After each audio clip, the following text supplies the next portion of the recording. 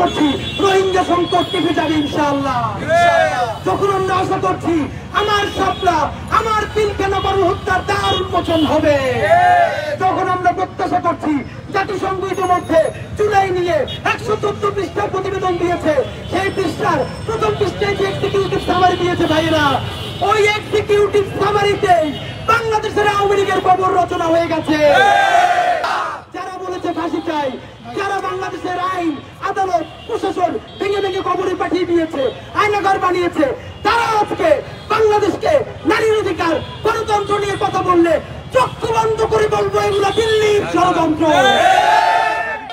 যারা প্রতিদিন গাই নাই প্রয়োজনে ভালো কাজ করার জন্য তার কাছে গিয়ে মাপ চেয়ে আসবো, তবু আপনারা কালকে নজির দেখান। সরকারের কাজ সরকার করবে।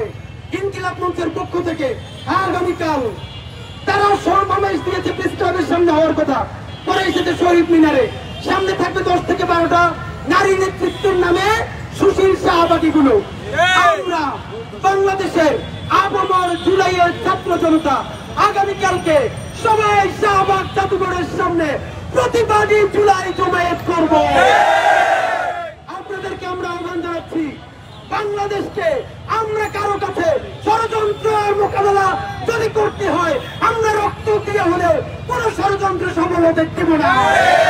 সুতরাং সবাইকে জানাচ্ছি আগামীকাল শনিবার সকাল ঠিক 11টার মধ্যে শাহবাগ জাদুঘরের সামনে আপনারা সবাই নিজের মা বোন বাচ্চা সবাইকে নিয়ে হাজির থাকবেন প্রতিবাদী জুলাই জমায়েতের জন্য।